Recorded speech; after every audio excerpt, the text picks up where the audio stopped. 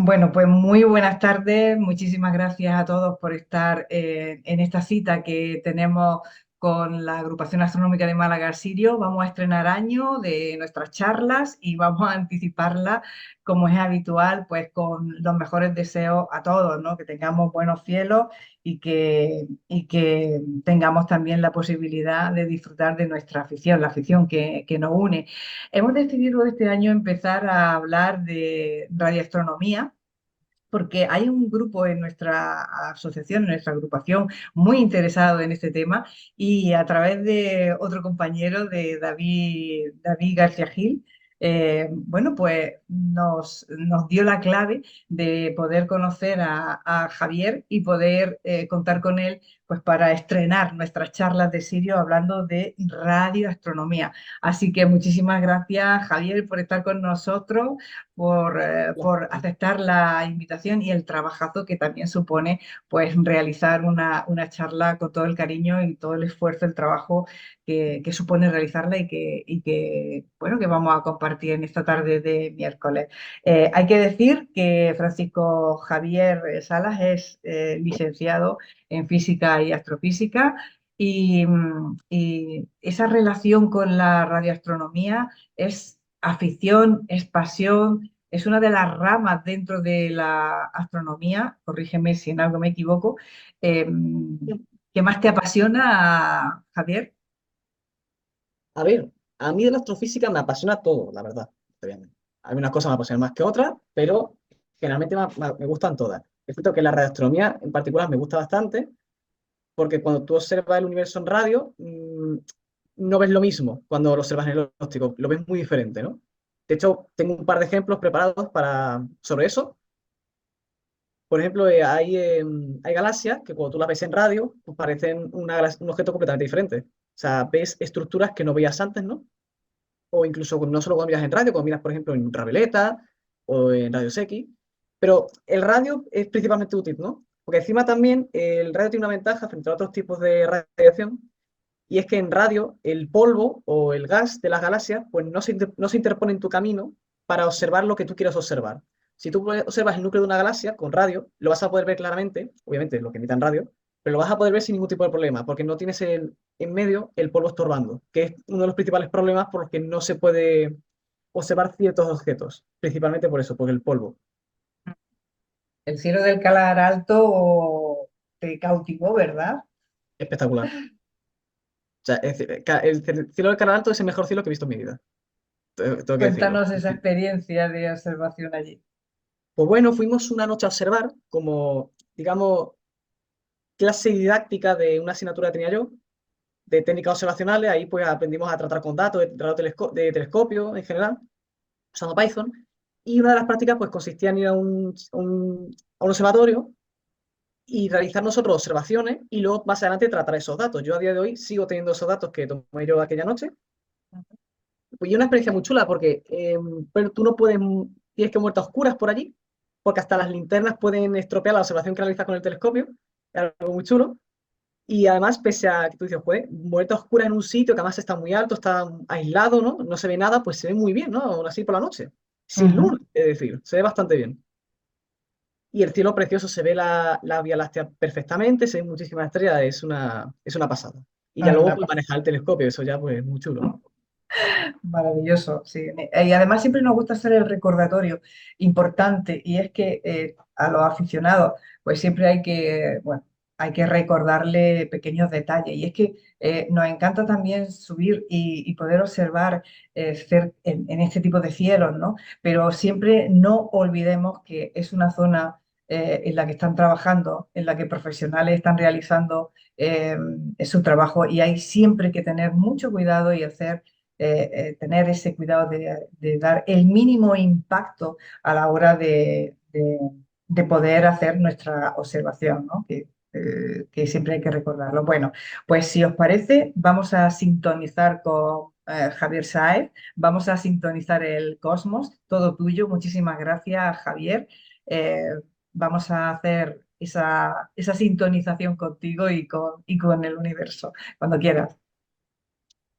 Bueno, pues yo me presento, aunque ya lo haya hecho María, yo soy Francisco Javier Ruiz y pues soy licenciado en Física y Astrofísica. Y pues en Sirio, pues a mí me pidieron que diese una charla de radiotelescopio, dado que, como había explicado María, pues quieren construir uno, ya que tiene un grupo de gente pues aficionada a la radioastronomía. Entonces ese va a ser el cometido de esta charla, ¿vale? En ella yo voy a hablar de lo que es un radiotelescopio y de qué componentes conforman este dispositivo, además de, además lo voy a hacer a modo de introducción, ¿de acuerdo? O sea, no va a ser muy extenso porque esto se puede complicar todo lo que nosotros queramos. Y además también voy a hablar un poco acerca del mundo de la radioastronomía, ¿vale? Como por ejemplo, técnicas comunes utilizadas en radioastronomía, algunas instalaciones de más o menos interés y también pues de un par de fuentes típicas de radio, así como de un fenómeno muy reciente que actualmente pues es un campo de investigación muy activo, ¿no? En radioastronomía. Entonces vamos a empezar por lo primero que uno tiene que saber cuando va a dedicarse a la radioastronomía, que sería, ahora, ¿qué es la luz? ¿De acuerdo? Esto parece una pregunta muy tonta, pero no lo es. La luz, ¿vale? Que es lo que nosotros llamamos luz, en realidad también se llama radiación electromagnética. Y esta radiación electromagnética consiste en la propagación de ondas electromagnéticas en el espacio, ¿de acuerdo?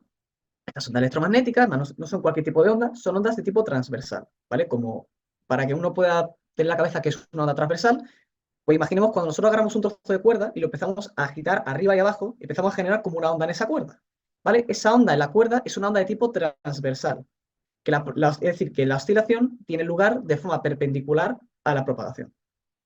Entonces, las ondas electromagnéticas se caracterizan por poseer dos tipos de oscilación.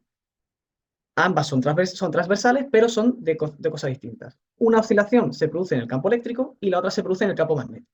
Entonces, si nosotros vemos la presentación, en el color azul podemos ver cómo oscila el campo eléctrico y en el color rojo tenemos el campo magnético. Entonces, el hecho de que sean ondas significa que nosotros podemos clasificar la luz según su frecuencia y su longitud de onda.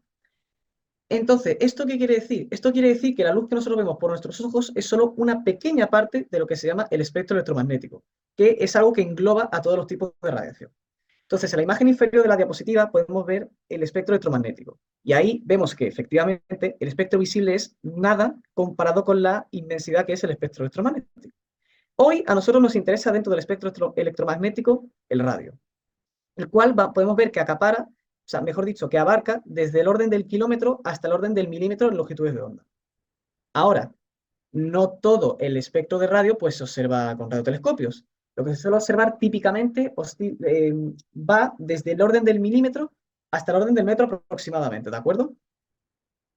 Entonces, sabiendo esto, lo siguiente que nos podríamos preguntar es, pues, ¿cómo observamos este tipo de luz? Entonces, a la hora de observar la luz hay que saber, ¿se puede observar desde la superficie terrestre? Porque no todos los tipos de luz se pueden observar de la superficie terrestre. Esto lo podemos ver en este gráfico que hay en la imagen de la izquierda, que se llama opacidad atmosférica. La opacidad atmosférica es una medida que nos dice cómo se opone la atmósfera, es decir, cómo de opaca es, al paso de la radiación a través de ella. En este caso la tenemos representada según la longitud de onda. Entonces, como ejemplo, veamos la radiación ultravioleta, que es la que está más a la izquierda, y la radiación infrarroja, que es ese extremo intermedio. Y vemos que la opacidad es muy alta. ¿Esto qué quiere decir? Esto quiere decir que nosotros no podemos observar bien este tipo de radiación desde la Tierra, o directamente no la podemos observar. Entonces sería necesario irnos al espacio. Entonces, como ejemplo de un dispositivo para este tipo de radiación, pues yo he incluido ¿cómo se dice? El satélite Newton. Satélite Newton, ¿vale? Es un satélite que se encarga de observar en los rayos X. Entonces, como yo sé que todos ya conocéis el James Webb, ¿de acuerdo? Pues he decidido incluir otro tipo de satélite que también se dedica a observar la radiación. ¿Y qué hay del radio? ¿Qué es lo que a nosotros nos interesa hoy? Bueno, pues si nos fijamos en la parte derecha del gráfico, pues vemos que hay un valle, ¿vale? Hay como un abismo, una cuenca. Entonces, esto significa que la opacidad es nula para buena parte del espectro del radio, por lo que no vamos a tener ningún tipo de problema para observar este tipo de radiación. Claro, no nos vale cualquier dispositivo, necesitamos un radiotelescopio, que es un dispositivo diseñado específicamente para observar este tipo de radiación. Como ejemplo de un radiotelescopio, yo he incluido una imagen del que en su día fue el radiotelescopio de Arecibo, ¿vale? Fue conocido por ser el radiotelescopio más grande del mundo. Lo que pasa es que actualmente está en desuso porque colapsó por su propio peso. Y bueno, en su día pues, fue bastante famoso y también ayudó pues, mucho a los avances en radioastronomía. Entonces, ya que sabemos esto, ¿no? Que la podemos observar sin ningún tipo de problema, ya pues pasamos a lo que nos interesa hoy, que es un radiotelescopio. Bueno, un radiotelescopio, ¿vale? Es un instrumento el cual tiene como propósito ser capaz de observar las ondas de radio y ser capaz de producir una salida que sea legible para nosotros. Esta salida puede ser una imagen en radio puede ser un espectro, puede ser un diagrama de flujo, es decir, con los flujos que ha detectado, etcétera. Algo que nosotros podamos interpretar, entender. Entonces, para cumplir este propósito, un radiotelescopio pues, necesita una serie de componentes básicos. Lo que pasa es que hay muchos tipos de radiotelescopios y estos componentes varían con cada uno. Entonces, nosotros vamos a considerar uno que sea muy sencillo y simple, que es un radiotelescopio típico que posee un reflector esférico, como el de la imagen, el cual posee esta serie de componentes. Bueno, y de tipo superheterodino, que ahora veremos lo que significa eso. Tenemos un reflector, un cuerno de alimentación, una antena, un amplificador, un receptor, un cable coaxial y un detector. Entonces, empezando por el reflector, pues el reflector es muy sencillo, ¿vale? El papel que cumple. El reflector simplemente refleja la luz que le llega y la redirige hacia el cuerno de alimentación. Entonces, ahora en el cuerno de alimentación es donde se encuentra la antena, que la antena es el dispositivo que hace, digamos, de los ojos del radiotelescopio, y del cual vamos a hablar después aparte, porque es un poco complejo tratar.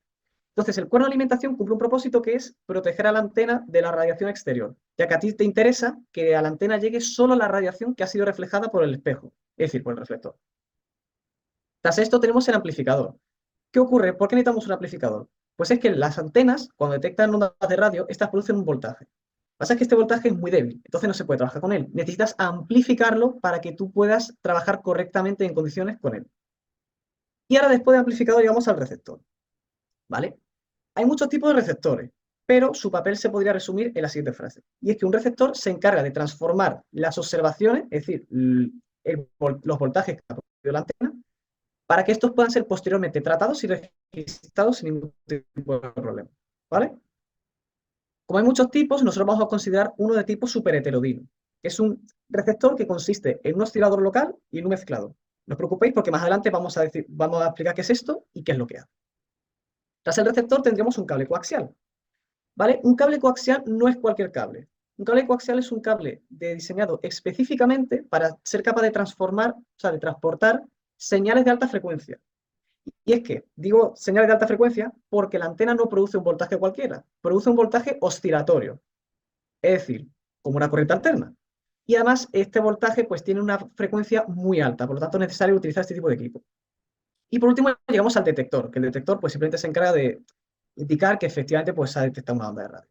El detector podría ser una bombilla, puede ser un altavoz que emite un pitido, o puede ser, como en la imagen, un voltímetro. ¿De acuerdo?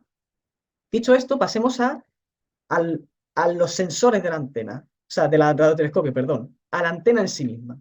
Entonces, nosotros tenemos que preguntar qué es una antena. Pues una antena es un dispositivo que es capaz de transformar entre ondas electromagnéticas en el espacio y corrientes en conductores.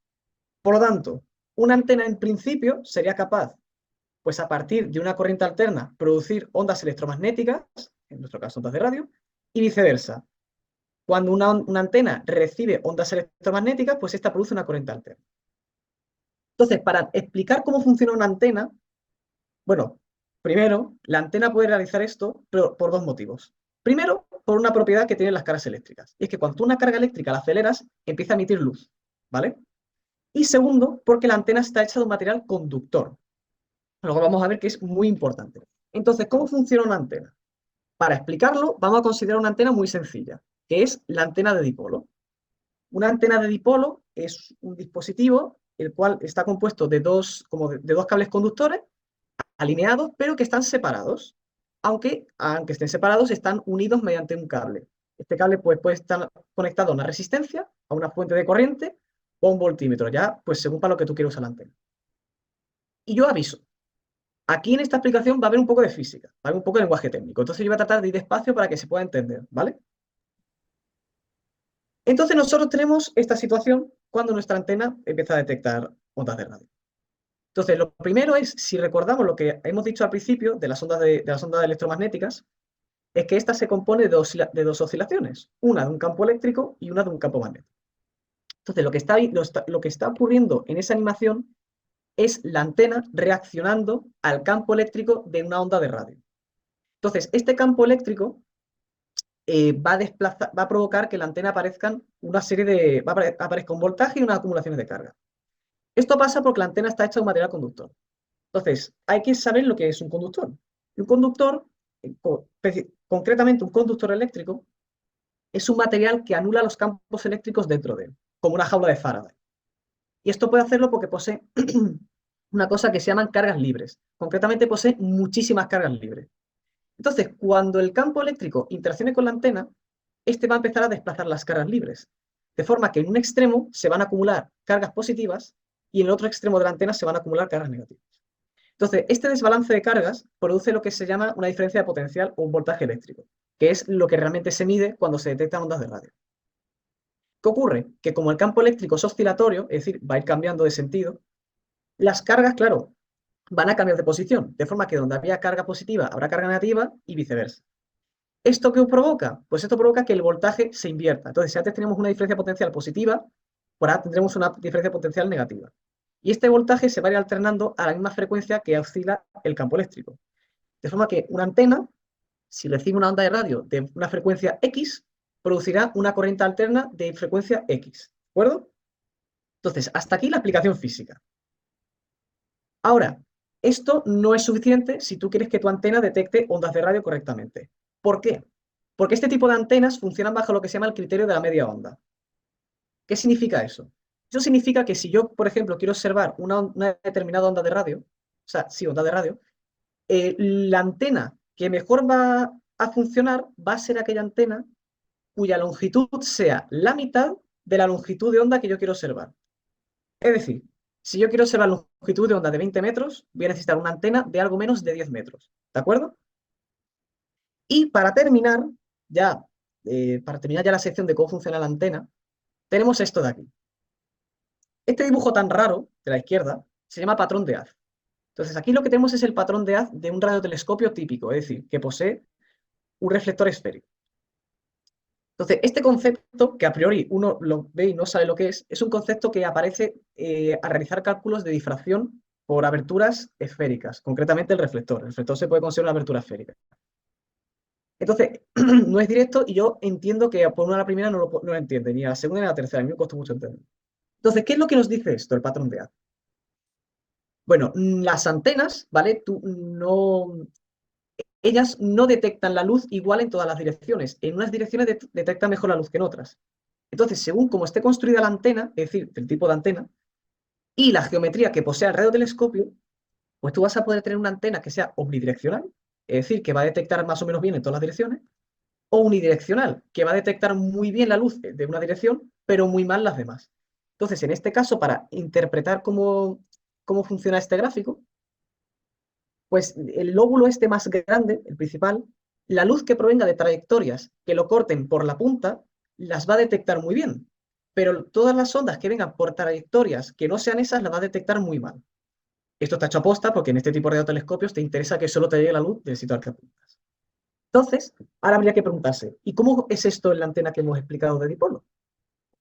Para explicarlo, yo he decidido escoger una animación en la que se puede ver cómo emite radiación la antena. Y uno podrá pensar, por un momento, nosotros estamos hablando de detectar, no de emitir ondas. Sí, es verdad. Pero este concepto de patrón de haz tiene un concepto análogo que se llama patrón de radiación. Y da la casualidad de que el patrón de radiación y el patrón de haz son iguales. Entonces, si una antena es muy buena detectando radiación en una dirección, va a ser muy buena emitiendo radiación en esa misma dirección. Entonces, esta sería la animación en la que nosotros vemos cómo emitiría una antena de este tipo de tipo. Aquí, ¿dónde hay que fijarse? Pues lo que hay que fijarse es que esta antena, en lo que vendrían siendo las direcciones, comillas, horizontales de esta animación, emite muy bien. Pero conforme nos vamos hacia las puntas de la antena, la emisión cada vez es más pobre hasta que desaparece. Esto quiere decir que si tú utilizas una antena de dipolo para observar el cielo, la radiación que te llegue por los lados, ¿vale? Lo que sería, entre comillas, los lados, la va a detectar muy bien. Pero la que te llegue por las puntas no la va a detectar. Entonces, claro, si tú quieres observar el cielo, no puedes colocar la antena de pie, la tienes que tumbar. Esto es algo muy tonto, pero si tú no sabes de la existencia de este concepto de patrón de edad, pues te puedes equivocar aunque tengas una antena muy buena. Imagínate, has construido una antena que es muy buena, pero como tú no sabes que esa antena es direccional y no omnidireccional, pues resulta que no consigues observar. Entonces esto es algo que hay que tener en cuenta a la hora de realizar observaciones. Y hasta aquí sería el funcionamiento de la antena, ¿vale? Entonces, ahora que ya sabemos cómo va la antena, podemos explicar el proceso que tiene lugar en el radiotelescopio cuando éste pues, empieza a detectar emisión. Entonces, como Javier, veíamos, alguien estaba preguntando en el sí, chat que de qué material conviene que sea el reflector, metálico, de plástico.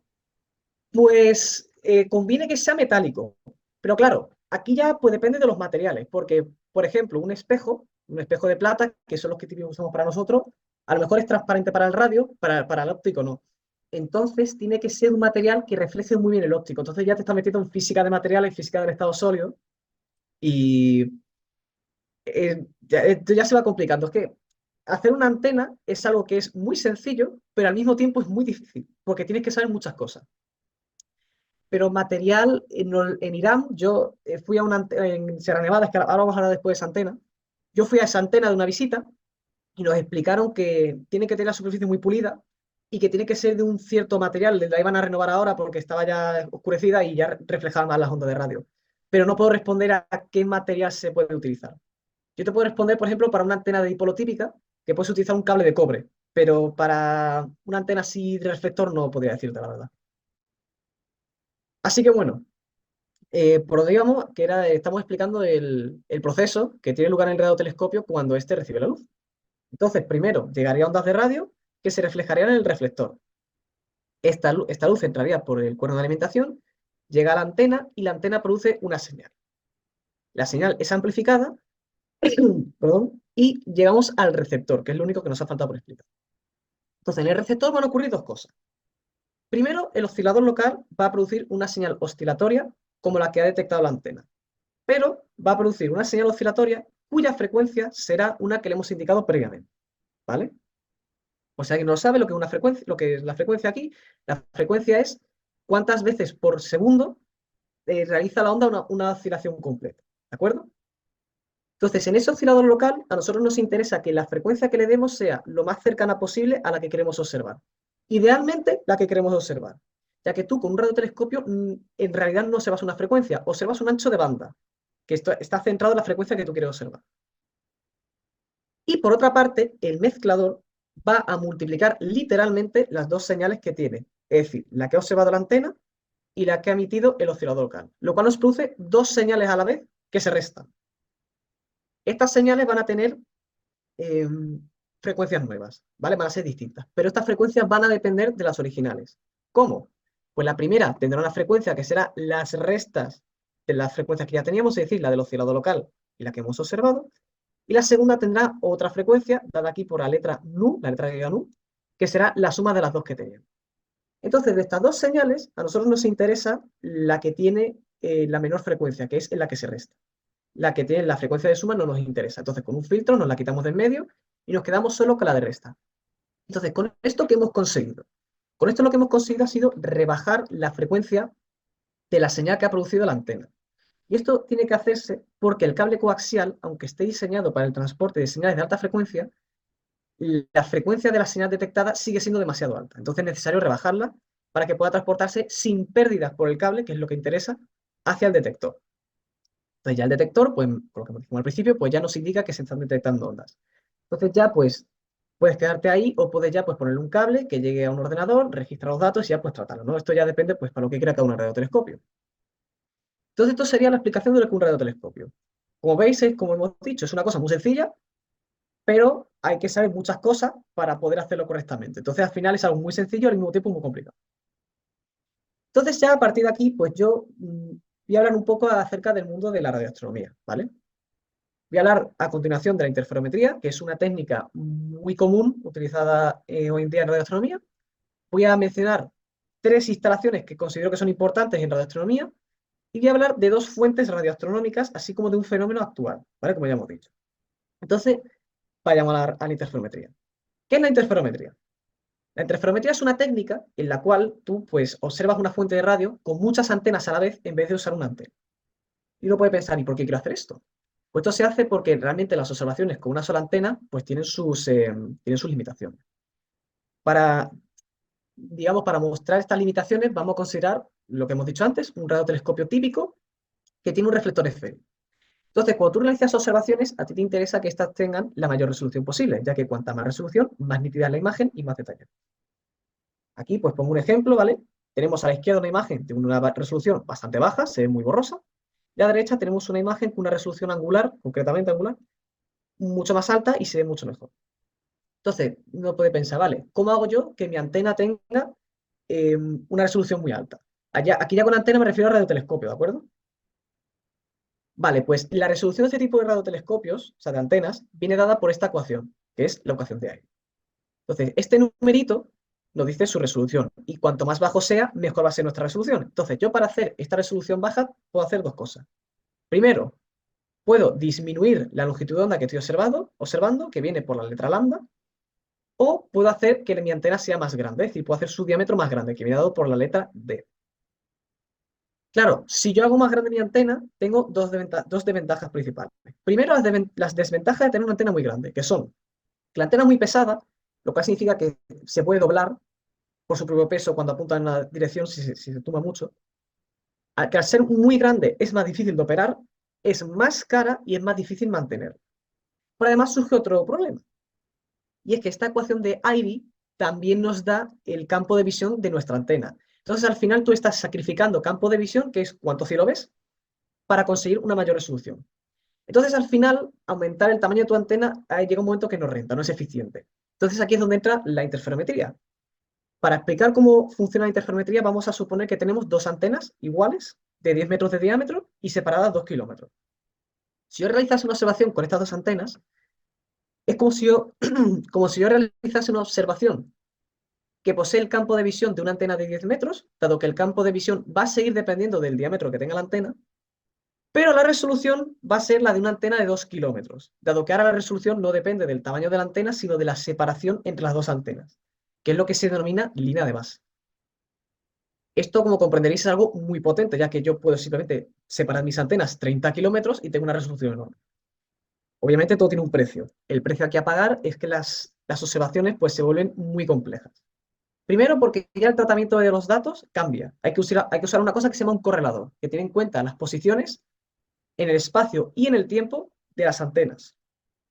Además, si tú quieres tener una observación muy buena, y es verdad que la calidad es muy buena, necesitas muchas antenas, lo cual ya dificulta exponencialmente las operaciones y aumenta en la cantidad de datos que tienes que procesar. Y aparte de todo eso, necesitas variedad en las antenas, es decir, no pueden ser todas iguales porque si no, no llegas a ninguna parte. La gracia de la interferometría es que utilizas diferentes tipos de antenas.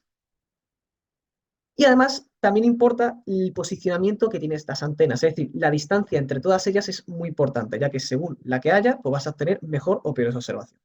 Entonces, esto es todo lo que vamos a hablar de interferometría, ¿vale? Porque ya de este punto en adelante se complica muchísimo la cosa. Yo he estudiado un poco de interferometría, es muy complicada, ¿de acuerdo? Así que esto es todo lo que vamos a ver de ella. Pero ahora vamos a ver las instalaciones dedicadas a la radioastronomía. Entonces, la primera de ellas es IRAM. IRAM es el Instituto de Radioastronomía Milimétrica, ¿vale? Es una instalación, bueno, mejor dicho, es una organización científica de origen francés que posee dos instalaciones radioastronómicas. Posee un interferómetro en Francia y una antena de 30 metros aquí en España, concretamente en Sierra Nevada, que es esa antena tan grande que se ve desde las pistas de esquí. Y es que esta antena posee una resolución de 10 segundos de arco y se utiliza para observar un rango de longitudes de onda entre los 3 y los 0,8 milímetros. El hecho de que esta antena se utilice para observar este tipo de radiación no es casualidad, ya que esta antena está en un sitio muy privilegiado para observar la sonda en el milimétrico. Y es que en el milimétrico es muy difícil observarlo por el vapor de agua de la atmósfera. ¿Qué pasa? Que en Sierra Nevada en invierno nieva. Entonces el vapor del agua cae. No hay vapor de agua en el aire y se pueden tomar muy buenas observaciones de este tipo de onda. Pese a que es una antena de 30 metros, es una antena muy grande, y no posee la mejor de las resoluciones comparadas con la resolución de la siguiente instalación que vamos a ver, que es ALMA. ALMA es el Atacama Large Millimeter Array, ¿vale? Es un interferómetro que se encuentra en Chile, en el desierto de Atacama, 5.000 metros de altura, y es famoso por ser el mejor interferómetro del mundo, ya que posee la mejor resolución de todos, 0,005 segundos de arco. Para que nos entendamos, esto es 2.000 veces más resolución que en Irán. Entonces, es mucha resolución. Y se utiliza para observar el mismo rango espectral que Irán, entre los 9 y los 0,3 milímetros. La gracia de este interferómetro es que pues, tiene una resolución muchísimo más grande que Irán. Entonces, eso lo hace muy competitivo. Es muy difícil que a ti te aprueben una propuesta de observación en este interferómetro.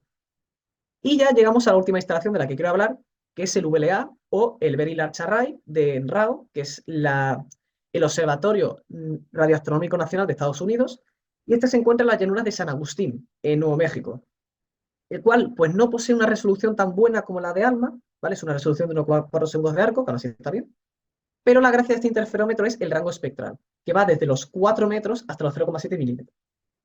Y este rango espectral es muy bueno, ya que permite observar la línea de 21 centímetros, o también llamada línea de H1. La línea de H1, para el que no sepa lo que es una línea de emisión del hidrógeno, concretamente del hidrógeno neutro atómico, con la cual se puede observar directamente la distribución de hidrógeno en una galaxia. Y esto es muy importante cuando tú quieres llevar a cabo estudios de curvas de rotación, porque tú necesitas ver toda la mayor cantidad posible de galaxias. Y digo esto porque las galaxias no son son más grandes de lo que realmente creemos. ¿Vale? Para que podamos ver esto de lo que estoy hablando, yo he incluido aquí una imagen en la que podemos ver dos fotos de la misma galaxia. En la izquierda vemos la galaxia en el óptico y la derecha la vemos en la línea de 21 centímetros. Y como podemos ver, la galaxia es gigantesca cuando la comparamos con su imagen en el óptico. Y esto es porque las galaxias no se limitan solo al disco de estrellas, hay mucha galaxia más allá del disco de estrellas. Entonces, claro, aquí radica la importancia de observar la línea de 21 centímetros y la importancia de la radioastronomía en el campo de la astrofísica. Y ya llegamos a la sección de las fuentes de radio.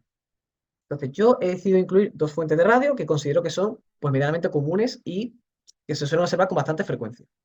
Una de ellas son los radiopúlsares.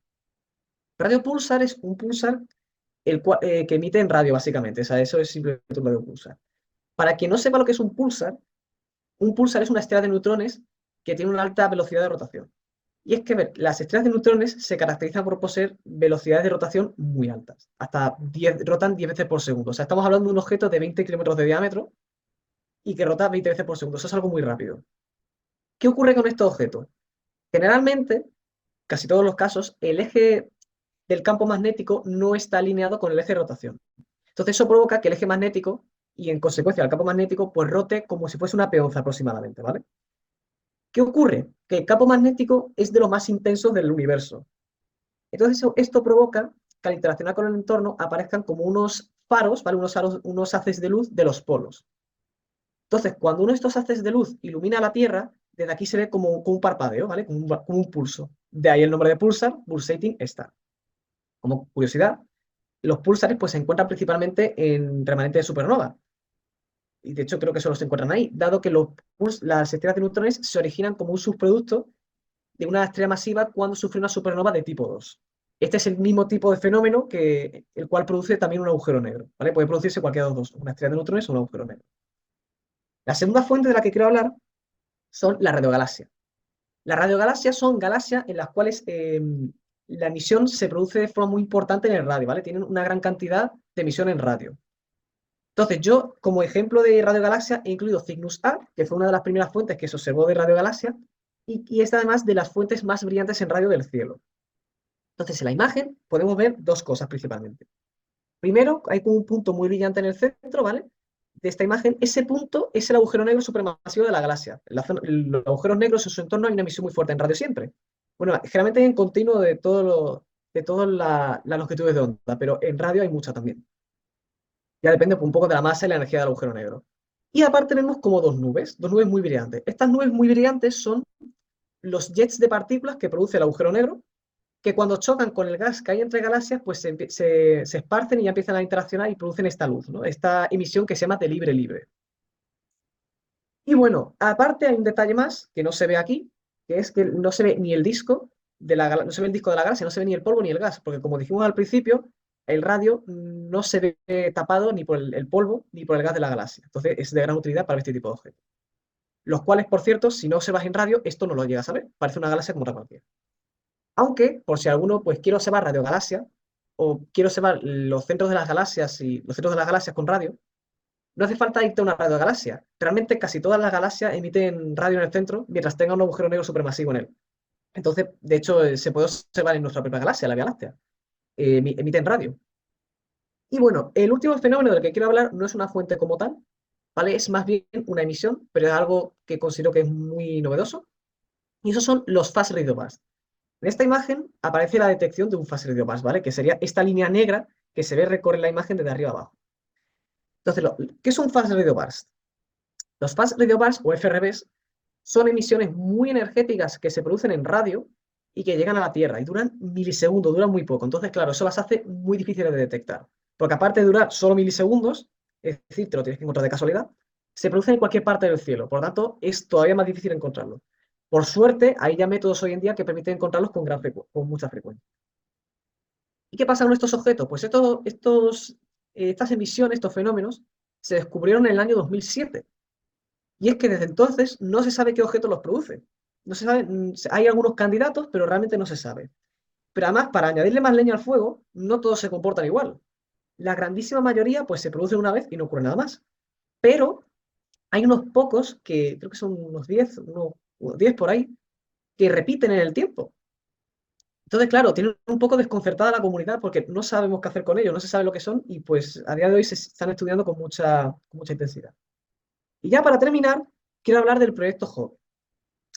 El proyecto JOVE es un proyecto de la NASA que consiste en que gente que no sabe de radioastronomía, así como profesores y estudiantes, construyan su propio radiotelescopio y estos puedan entonces así aprender radioastronomía y realizar observaciones con su radiotelescopio y compartirlas con más gente que está en esta comunidad, así como también tú captar datos de otras personas que han tomado mediciones con su radiotelescopio y tratarlos y estudiarlos. Entonces, este radiotelescopio está pensado para observar concretamente la emisión en radio de Júpiter y del Sol. Y creo que también se puede observar la del núcleo de la galaxia, pero no estoy seguro del todo, creo que se podía. Y he considerado ponerlo aquí porque María me dijo que en Sirio pues están pensando en montar su propio radiotelescopio para observar Júpiter y el Sol. Entonces, cuando yo aprendí de este proyecto, pues consideré que es una gran oportunidad para la asociación. Así que bueno, pues hasta aquí sería la presentación, ¿vale? Muchas gracias a todos por vuestra atención y pues ahora pues os estaré dispuesto a responder las preguntas que tengáis. Pues muchísimas gracias, Francisco Javier. Muchísimas gracias de verdad por todos esos datos que nos has acercado, que nos has facilitado. Y yo creo que, bueno, que hay gente aquí en la asociación que tiene mucho interés y que, bueno, poquito a poco se pueden conseguir muchas cosas. Eh, ¿Te imaginas que podamos descubrir un pulsar, un quasar? En plan aficionado, ojo, no veas, ¿no? Sería una pasada. Bueno, Mira, lo que te voy a vamos. decir una cosa, la radiación la remisión en radio del centro de la galaxia la descubrieron aficionados. Se montó un radiotelescopio en su jardín y ala, se Y encontró. ya está, ¿no? Creo que fue así, el descubrimiento. Bueno, pues a partir de ahora sí, ya está permitido que podáis reactivar vosotros mismos vuestros propios micrófonos y poder tener una conversación pues con Javier o preguntarle o acercarle alguna cuestión. Podemos hacer también pues, un pequeño diálogo si os apetece. Así que vosotros mismos podéis reactivar vuestro micrófono cuando queráis, compañeros.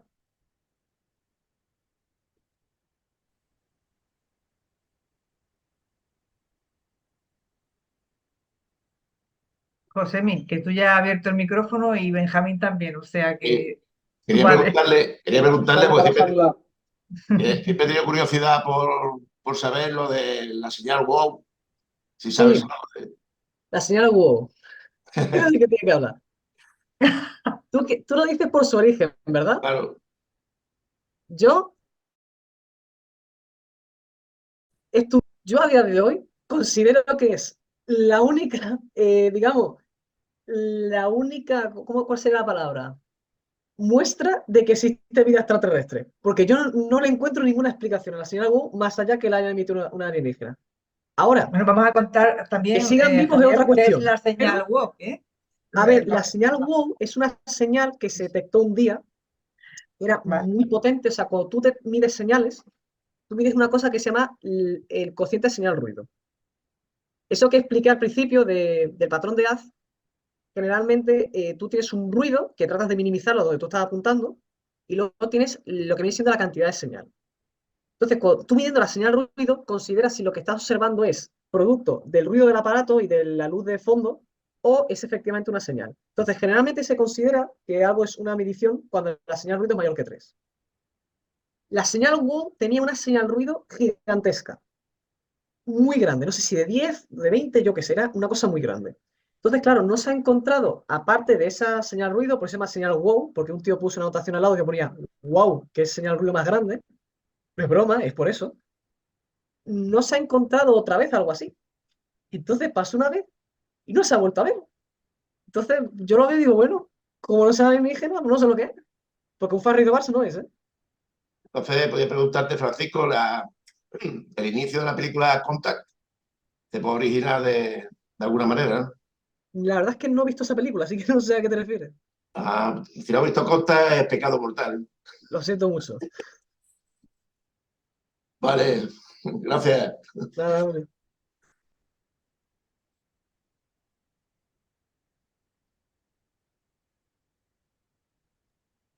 ¿Más cuestiones? ¿Más preguntas? Me creo que no hay nadie que no tenga ninguna pregunta más. Después de lo que he explicado, no me lo creo. Ya te quieres canquear, Javier. A ver. A ver, Bueno, pues, ¿me escucha a mí? Sí, te oigo. sí, sí, Vale, adelante. Ahora pues, respondo la pregunta del chat, ¿eh? La he visto, ahora la respondo. pues Francisco, muchas gracias por tu charla. Nada, hombre. Y a mí me ha sido un poquito técnica, la verdad. Es que si no, Y no hay otra manera de explicarlo. Es que lo he intentado, ¿eh? Pero claro, y me gustaría también, no sé, un futuro, lo que sea, algo más práctico, ¿no? Entonces, te quería preguntar lo del proyecto JOVE este, sí. ¿eso nosotros nos podemos apuntar a él? ¿Cómo se hace? ¿O cómo Sí, sí, o iría? sea, tú pones en Google NASA Proyecto Joven. Eso sí, Ajá, la página creo que está en inglés. va, Y tú ahí te inscribes. Entonces tú ahí puedes comprar un kit que ellos te mandan, y aparte también te mandan, hay software de radioastronomía, entre ellos está el que me dijiste, ese de las lunas de Júpiter, que las ajá, va viendo, ese es uno de ellos, si no me equivoco, y a ti te mandan un kit para montar un radiotelescopio. En principio es fijo en el suelo. Un compañero mío de máster hizo su TFM basándose en el proyecto JOVE y tratan de hacer un radiotelescopio portátil. Básicamente te mandan el kit para que tú construyas un radiotelescopio que pueda observar Júpiter, el Sol y, si no me equivoco, el centro de la galaxia. Y es una antena de tipo dipolo, ¿vale? Por eso la he explicado aquí, aparte porque es una antena bastante sencilla. La he explicado aquí. ¿Qué pasa? Esas antenas, como ponía uno por ahí, esas solo registran una sola frecuencia. O sea, tú ya, según los materiales que tú pongas en la antena y las longitudes que utilizas para los dipolos, pues ya puedes tener antenas de multifrecuencia, pero ya ahí te estás metiendo en ingeniería de telecomunicaciones y yo ya de eso no sé mucho, la verdad.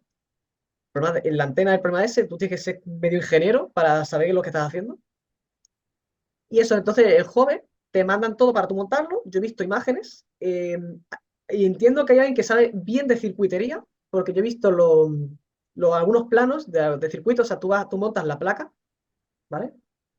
Y o sea, lo montas tú de entero, ¿eh? El radiotelescopio, con condensadores, con las placas, todo. pero entonces no es tan fácil, ¿no? No, si hay que saber de circuitería y todo el tema electrónico, mm, Hombre, entiendo que ellos te lo explican, ¿sabes? Para que tú lo puedas montar. Pero está pensado para gente que no es experta en el tema. Entonces tú piensas, yo soy experto ahora mismo pues vamos a decir que soy experto en astrofísica, pero yo no soy experto en circuitos. Yo he estudiado circuitos, pero yo he visto ese circuito y algunos componentes y digo, esto no sé lo que es, ¿sabes? Pero Ya. entiendo yo que previamente tienen un curso que te lo puedes descargar y tú ahí puedes ya aprender para montarlo. Pero la idea es que cualquiera lo puede hacer, o sea que no te preocupes, lo vaya a poder montar. La vale, he visto que dirección la ha Isaac, colgado Isaac, exactamente, sí, sí, sí. eso te iba a decir yo. Vale, muy bien, pues muchas gracias. Nada. Venga, venga, que A fluya, ver, abrir la vuestro pregunta micro. del chat que le he dejado ahí colgando. ¿De qué Claro. depende la frecuencia registrada de una antena, por una antena? ¿De su diámetro? No. A ver, es que el problema es que yo he utilizado muchas veces una antena de diámetro de reflector esférico porque son las antenas que se usan en todas partes y segundo porque puedo ver su resolución con la ecuación de Airy.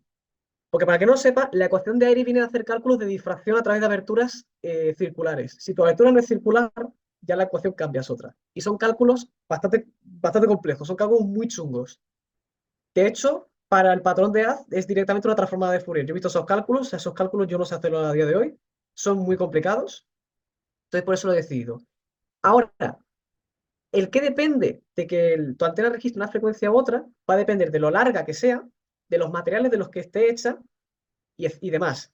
Por ejemplo, la típica antena esta que tiene una abertura así y luego como una parte que va para allá, ¿vale? O sea, la típica antena de televisión. Esa antena está diseñada para que detecte varias frecuencias, es decir, es multifrecuencia, pero además es direccional. Pero claro, eso es porque usa distintos materiales y distintas longitudes en los dipolos.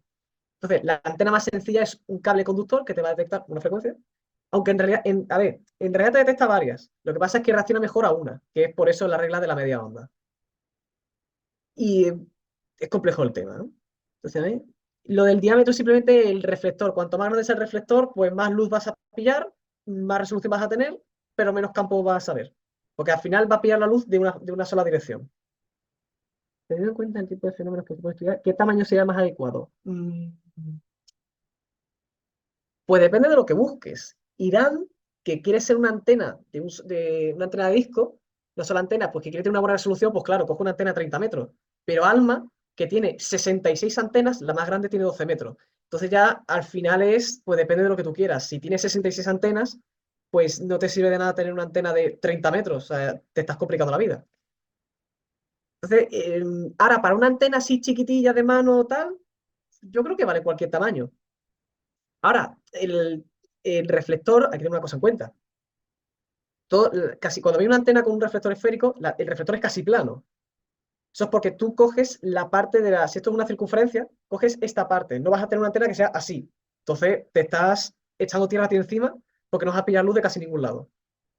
Por eso se cogen digamos, una curvatura pequeña. O sea, coges una esfera muy grande, pero coges solo una pequeña porción. ¿De acuerdo? Ya, ¿qué tamaño sería más adecuado? No te puedo decir, lo siento. Ya ahí me pierdo, la verdad. Eso lo sabe mejor un ingeniero de telecomunicaciones que un radioastrónomo.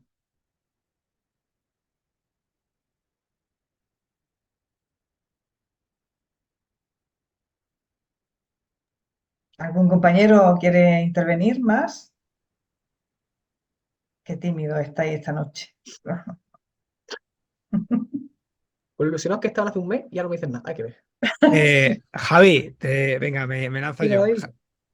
Te comento una preguntilla. Yo el campo este lo desconozco bastante. Entonces, yo he visto por ahí, por internet, bueno, conozco a una astrofísica india que ha pasado de mí, porque le mandé un par de correos y demás.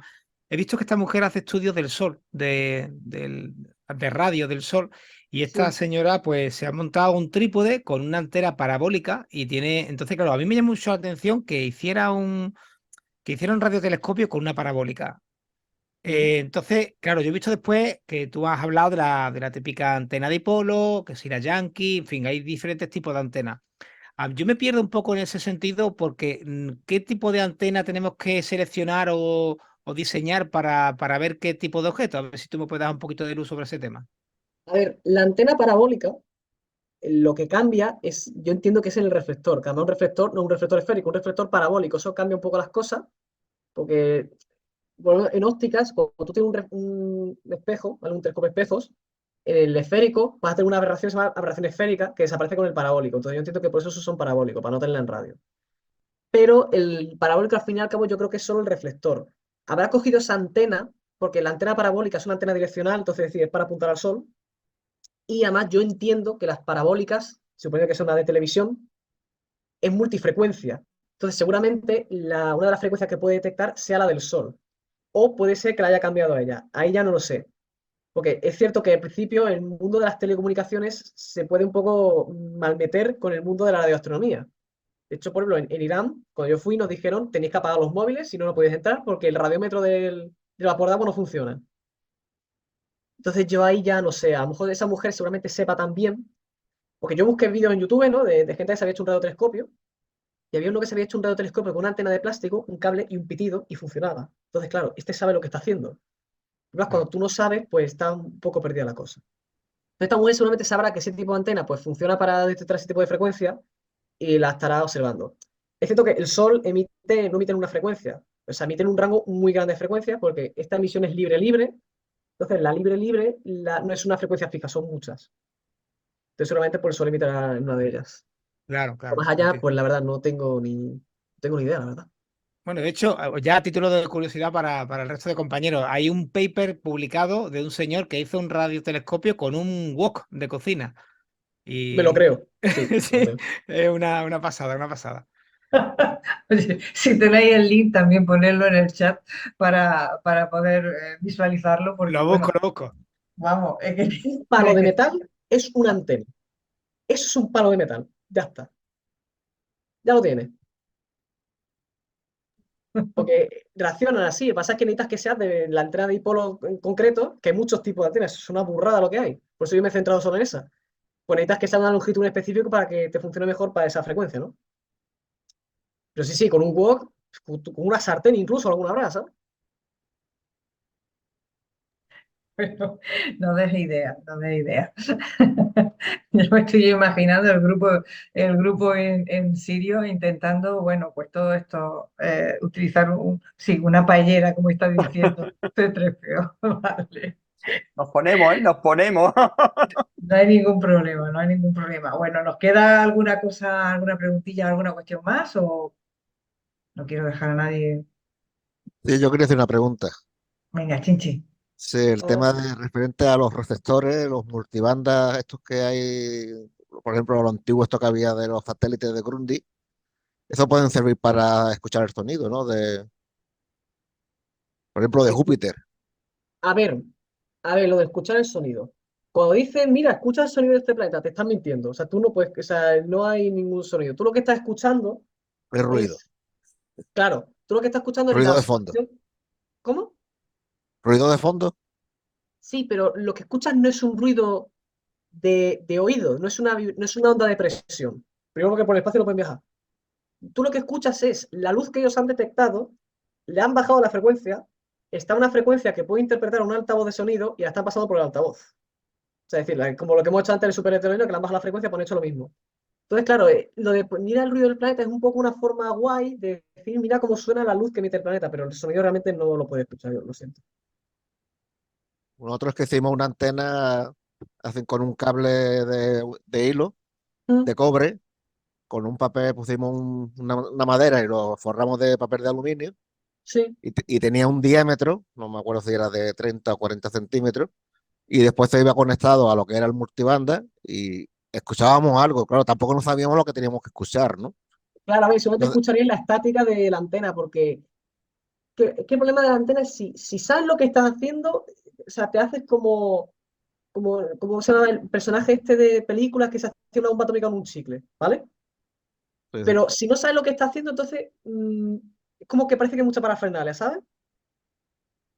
sí, sí. Bueno, allí explicaban de que tenía que, vamos, el sonido que se tenía que escuchar era como de una ola rompiendo en la playa, ¿no? No sé. Allí la verdad escuchábamos mucho ruido, pero aquel Claro, no, de esa forma no lo escuchamos, ¿no? Sí, Pero vamos, fue curiosa el experimento y de hacerlo, ¿no? Jesús, eso era como el sonido de las televisiones antiguas de que se escucha la nieve sí. y ahí el fum, Sí, ese, sí, es como una portadora, no sé, se sería una escucha forma. unas alteraciones en esa frecuencia. Y, Sí, sí, yo lo he hecho también con una radio antigua, con la antena que tú dices, conectado a una radio antigua y enfocando a Júpiter, ¿no? Eh, es el experimento parecido a lo que tú dices. sí, sí. Claro, tú lo Y que escuchar, escuchas es el ruido de fondo, pero yo creo que eso es el ruido de fondo del ambiente en el que tú estás, no de Júpiter, creo, vaya. no, No pero estoy era seguro. curioso porque cuando apartábamos la antena de Júpiter, Claro, se deja de escuchar. Sí. había otro sonido, ¿eh? No, no. Ah, pues Claro, entonces vamos a ir a Júpiter, ¿eh? Entonces sí. Sí, Sí, sí. sí, Júpiter, sí, Júpiter emite en radio. Yo conocí a un militar que se dedicaba a telecomunicaciones y este señor tenía en su campo y me decía eso mismo que dice el compañero, que la emisión en Júpiter se escucha como una especie de ola que rompe una ola pequeña, se escucha como una especie de onda que va y viene y es un ruido sordo como el de la nieve que decía también Juan José, ¿no? Y se escucha que va y viene. Y si lo quitas de Júpiter, del punto focal donde está el cielo, se pierde, ¿no? sí, sí, sí. No Y tenía ni yo idea. recuerdo que algo parecido captó Juan José Gómez, sí, sí, es cierto. Laura, cuando quieras. Hola, ¿qué tal? Buenas noches. La Laura. Sobre los vídeos, sobre los audios que estáis comentando en YouTube, se pueden encontrar los audios, en especial el de Júpiter es muy llamativo. Os recomiendo que lo escuchéis. Os voy a poner el enlace en el grupo de WhatsApp que tenemos, porque por aquí, pues vamos, que lo estoy viendo con la tableta y tal, y es algo mucho más complicado. Quería añadir también, bueno, enhorabuena por la charla. Muchas gracias. Para ampliar un poquito, bueno, las ondas electromagnéticas son las soluciones de las ecuaciones de Maxwell, ¿vale? Esto ya es profundizar un poquito más en física y tal. Yo es que lo comento porque cada vez que escucho esos sonidos, que cada planeta y cada objeto tiene su peculiar frecuencia y no es constante, pues para mí escuchar esos sonidos es como suenan las ecuaciones de Maxwell, que es como se describe, pues es como podemos describir con matemáticas a las ondas electromagnéticas. Nada, solamente era añadir eso. A ver, es una manera de verlo, la Sí, verdad. Sí. A ver, también, si ya nos metemos por ese fregadero, llegamos a teoría cuántica de campos, porque esos son fotones. O sea que el sí, fotón es también sí. esa oscilación conjunta en fase del campo eléctrico. Es que ya, cuidado, cuidado por ahí. Cuidado con No, no, meternos pero por hay ahí. que verlo. Hay que verlo. O sea, yo animo a profundizar un poquito más en esto, porque claro, es el que está fuera de este mundo, quiero decir, el que no ha estudiado física, pues tiene que hacer acto de fe de lo que estamos comentando, ¿no? O sea, eh, las, las ondas electromagnéticas son las soluciones de las ecuaciones de Maxwell que vienen del electromagnetismo. Pues esto viene desde la Edad Media, desde el siglo XV-XVI. Entonces es la culminación y es muy bonito ver cómo sale todo eso. Pues y bueno, pues tampoco son unas matemáticas demasiado complicadas, son integrales y derivadas, pero que está ahí, que no hay que hacer acto de fe. No, no hay que hacerlo, no hay que hacerlo. No. Yo, como curiosidad de las ecuaciones de Maxwell, en las ecuaciones de Maxwell, de sus ecuaciones se puede deducir la relatividad, Sí, ya sí, sí. que en la ecuación de Maxwell, la relatividad de Galileo la relatividad de Galileo no funciona. Pero en la transformada de, ¿cómo era? La transformada de Lorentz, creo que Sí. era de Lorentz, que no cumple la relatividad de Galileo, las ecuaciones de Maxwell son invariantes a esa transformación. Es que es una maravilla, es que es precioso verlo. De hecho, la transformada de Sí. Lorentz se hizo creo que para tratar de demostrar que Maxwell se equivocaba y efectivamente la ecuación no variaba. Entonces, Maxwell, después de muerto, creo que le pegó un guantazo a la cara diciendo que no me he equivocado.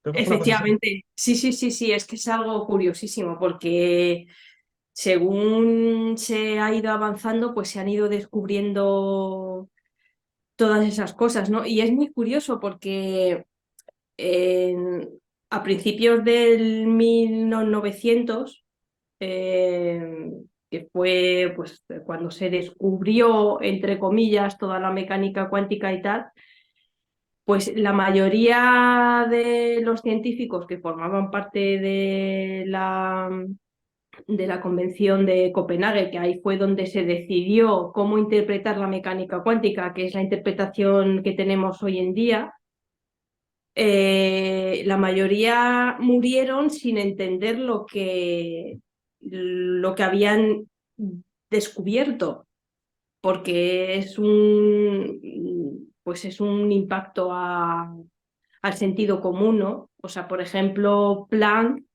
que la famosa ecuación de Planck en el que podemos ver que la energía está cuantizada, de ahí viene lo de mecánica cuántica, pues no lo quiso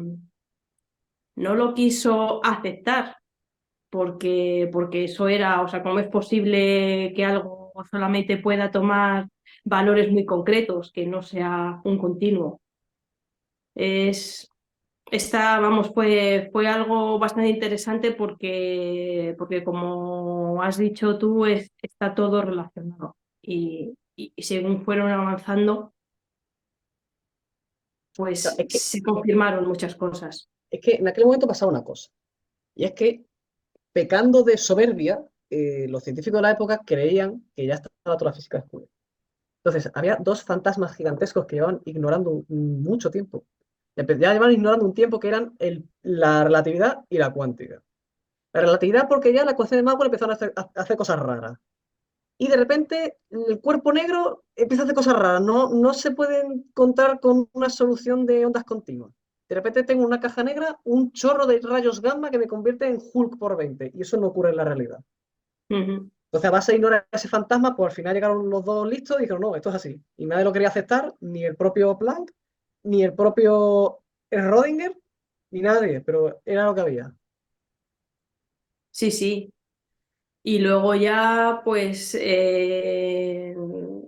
la ecuación de Dirac, que ahí, bueno, pues eso, la solución de la ecuación de Dirac es la antimateria, que no se pudo demostrar en los aceleradores de partículas hasta casi 50 años después, ¿no?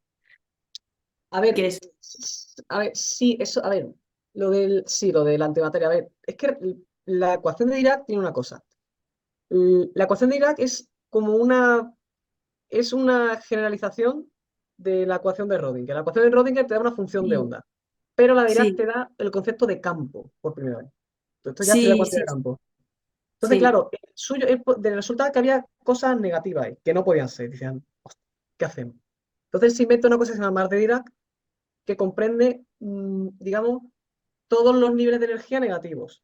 Entonces, cuando se dice que una partícula existe, es porque ha salido de esa zona negativa, tiene energía positiva, ahora está en un estado de energía mayor que cero. Entonces, ese hueco que quedaría en el mar de Dirac, que es donde está la partícula, sería la antipartícula. Haciendo sentido en que cuando una partícula se encuentra en su antipartícula, se aniquilan porque se ha llenado el hueco. Un poco complicado la fumada que acabo de contar, pero esto es así. Eso es el concepto de mar de Dirac. Y sí, efectivamente, pues sí, nace un poco como para justificarse la solución de sus ecuaciones. Claro, es que es la fusión. Dirac lo que hizo fue fusionar la relatividad general con la mecánica cuántica. Y si metes el hamiltoniano dentro de la ecuación de Schrödinger, así es como se saca la... Bueno, que yo creo Dirac que era relativista, es verdad. estamos divagando y yo creo que estamos aburriendo a a la audiencia porque son Para cosas ya nada. muy técnicas. Ya estaban diciendo por ahí la próxima charla de cuántica, o sea que, guau. No, no, Pues, continúa, por favor. África, cuando quiera. Gracias, Laura. África, todo tuyo.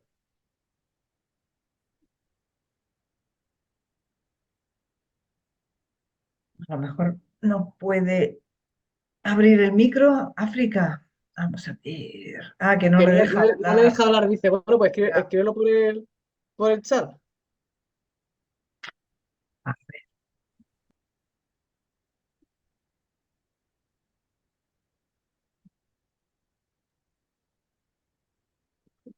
bueno, pues se ve que no tiene, que tiene problemas con el micro.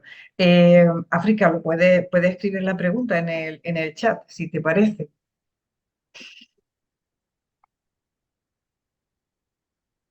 No sé por qué no. Estará escribiendo la digo. No, que no puede, Ah, África, vale, que no que solo puede quería abrir su agradecer que ha sido una buena charla, micrófono. vale, muchas gracias.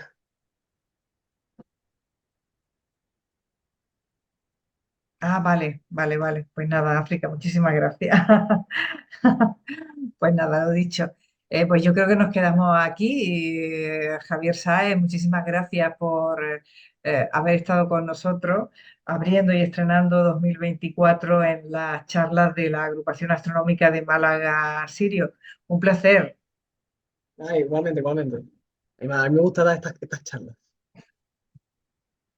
Bueno, y ya aprovecho para recordarle a todos que el próximo miércoles, no, el siguiente, ya sabéis que la charla suelen ser el último miércoles de cada mes, pero siempre que podemos dar no una charla, sino varias, pues lo hacemos gustosamente, ¿no? Así que por aquí que estaba también el compañero David García, va a ser la siguiente charla, la temática de astrobiología, buscando vida en otros mundos, y el encargado de dirigir esa nave espacial, porque va a ser espacial y especial, va a ser el compañero David García, que estaba por aquí también con nosotros. David, el 31 no nos perdemos tu charla de astrobiología, ¿vale? Está lista ya y está en el horno, así que puntito de salir y nada, pues espero que os guste. No tiene un nivel muy alto, es un nivel muy divulgativo